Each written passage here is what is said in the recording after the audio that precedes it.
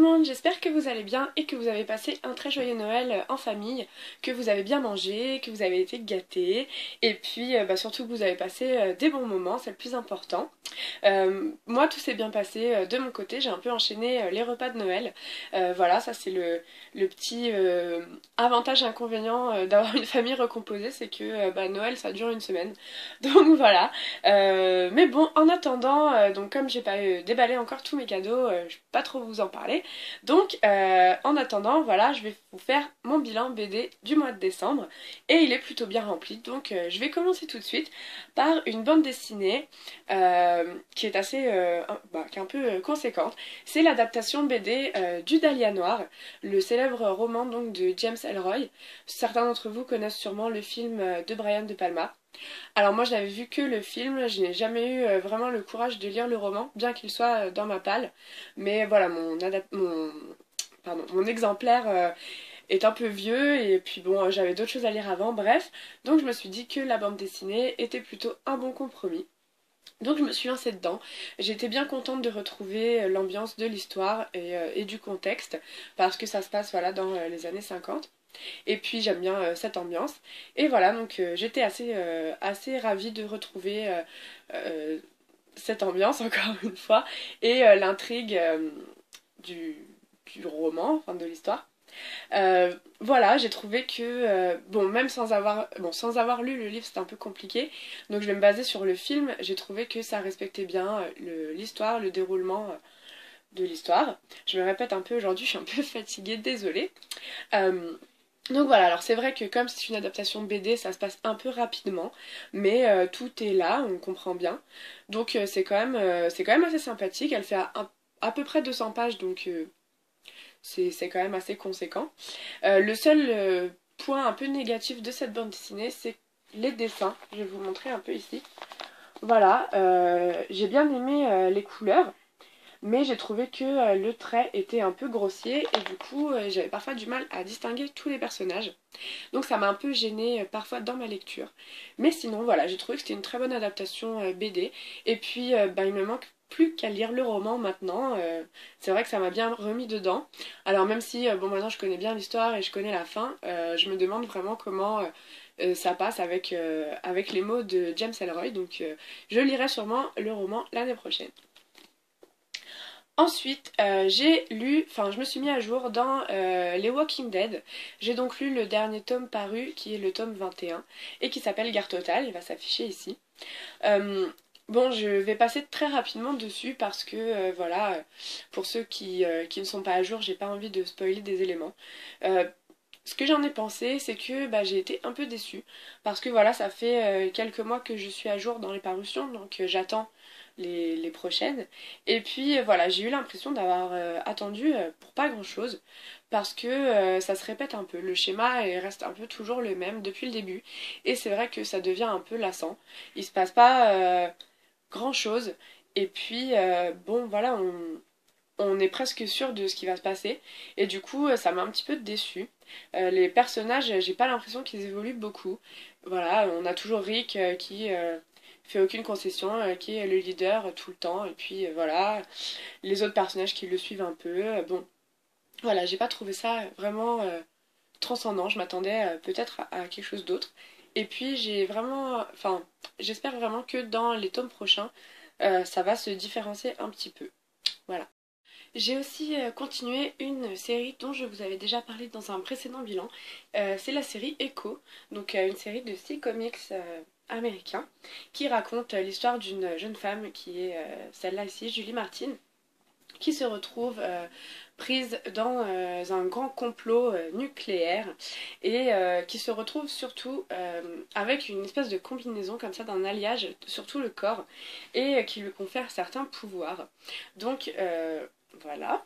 J'ai lu les tomes 3 et 4, donc la suite de ce que j'avais déjà lu. Et j'ai vraiment préféré ces tomes-là au premier, qui eux étaient un peu mous, enfin on présentait un peu les personnages, mais on savait pas grand-chose de l'intrigue. Et dans ces deux-là, eh bien l'histoire se met vraiment en place, l'action aussi, et on commence à comprendre les enjeux de l'histoire en fait et vraiment bah, quelles sont les propriétés de cette mystérieuse combinaison et ce que Julie doit en faire. Donc voilà, j'ai trouvé ça vraiment très intéressant.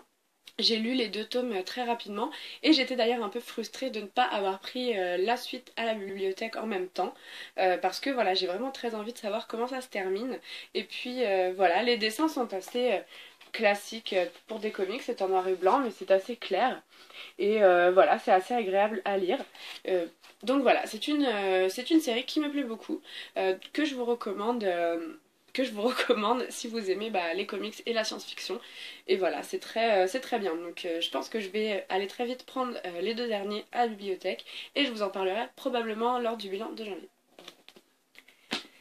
J'ai aussi commencé des nouvelles séries. La première, c'est Seven Soldiers of Victory, qui est une série de comics de chez DC en fait, voilà. Donc ça parle de 7 héros qu'on ne connaît pas vraiment beaucoup. Il s'agit entre autres de Zatanna, la magicienne, du Shining Knight, Guardian et puis d'autres que j'oublie. Donc ce sont des personnages que personnellement je ne connaissais pas, à part Zatanna qui est ici, pour seulement l'avoir vue beaucoup cosplayer dans les Comic-Con, mais je ne savais pas grand chose d'autre d'elle. Donc voilà, c'est comme ça que je me suis lancée à la découverte de cette série, dont je n'ai lu que le premier tome. Et voilà, alors j'étais un peu déstabilisée au début, parce que dans ce premier tome, on ne fait que présenter certains des personnages, et en fait, voilà, donc leur histoire ne se suit pas, ils ont chacun leur petite aventure indépendante et du coup j'ai eu un peu de mal à m'y adapter et surtout à m'adapter au fait bah, que pour l'instant ils sont pas vraiment reliés. Je ne sais pas s'ils le seront par la suite, j'imagine que oui, mais voilà. Mais sinon, en dehors de ça, c'était quand même bien agréable. Les dessins sont assez modernes, donc voilà, comme ça ici. Donc les couleurs sont bien. Et les dessins sont assez clairs aussi, donc c'était agréable à lire. Il y a beaucoup de texte, donc voilà, c'est aussi quelque chose que j'apprécie bien. Pardon, désolée. Donc voilà, en gros, c'est un bon début. J'ai quand même hâte de connaître la suite et de voir bah, ce à quoi sont destinés ces soldats. Pour l'instant, le personnage que je préfère, c'est Zatanna. Je la trouve vraiment assez rigolote et puis elle a pas la langue dans sa poche, donc j'aime bien ce genre de personnage. Donc voilà, la suite au prochain épisode. J'ai donc aussi commencé une nouvelle série dont j'ai lu les 2 premiers tomes, ça s'appelle Freak Angels. Donc voilà, les 2 premiers tomes que j'ai lus. Et en fait, donc ça parle de 12 enfants qui sont nés en même temps en Angleterre. Et enfin, ils sont nés exactement au même moment. Et ils partagent donc des pouvoirs de télékinésie et autres. Et voilà, donc c'est ça, pardon. Le contexte de l'histoire, c'est que 6 ans auparavant, c'était la fin du monde.